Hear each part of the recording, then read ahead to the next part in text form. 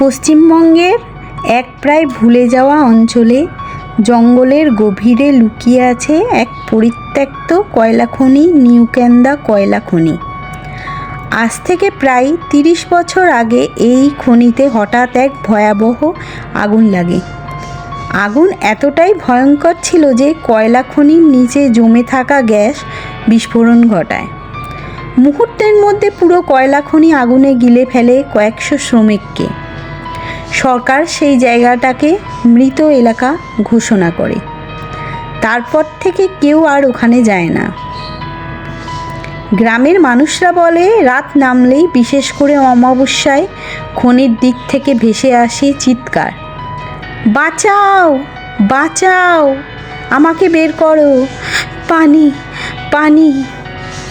প্রথমে সবাই ভাবতো এটা বাতাসের শব্দ, কিন্তু যারা কাছের থেকে শুনেছে তারা আর কখনো ওদিকে যায় না। একদিন শহর থেকে আসে এক ইউটিউবার, নাম তার অর্ণব। সে হরর ভিডিও বানায়, ভূতের গল্প, পরিত্যক্ত জায়গা, এইসব তার কন্টেন্ট। গ্রামের লোকেরা তাকে অনেক বোঝায়, ওখানে যেও না বাবা, ওখানে কেউ ফিরে আসে না ঠিকঠাক। অর্ণব শুধু হেসে বলে, ভূত বলে নেই কাকু, সবই মানুষের খেলা। ঠিক করে আজ রাতে সে যাবে ওখানে, নিউকেন্দা কয়লা খনিতে। রাত 12টা, ক্যামেরা অন করে অর্ণব ঢোকে খনির ভেতর। চারপাশে কুয়াশা, পোড়া কয়লার গন্ধ আর অদ্ভুত গরম হাওয়া। হঠাৎ আওয়াজ, মনে হলো কেউ যেন পাথরের নিচে হাতুড়ি মারছে। অর্ণব থেমে যায়। কে আছে?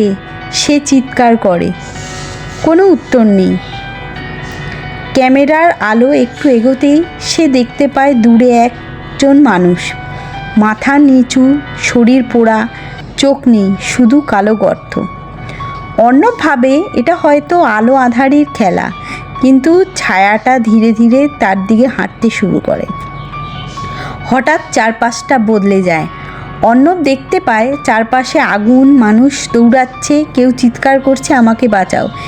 একজন শ্রমিক তার সামনে পড়ে যায়, তার শরীর জ্বলছে। সে চিৎকার করতে করতে হাত বাড়িয়ে বলে, আমাকে বের করে দাও। অর্ণব দৌড়তে শুরু করে, কিন্তু যতই দৌড়ায় পথ একই জায়গায় ঘুরে ফিরে আসে। তার কানে আবার সেই আওয়াজ, তুমি আমাদের জায়গায় এসেছো, এখান থেকে তোমাকে আর ফিরে যেতে দেব না। পরের দিন সকালে গ্রামের কিছু মানুষ খনির বাইরে অর্ণবের ক্যামেরাটা খুঁজে পায়। ক্যামেরা এখনও চালু ছিল।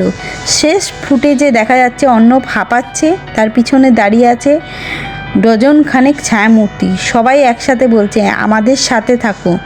তারপর স্ক্রিন হঠাৎ ব্ল্যাক হয়ে যায়।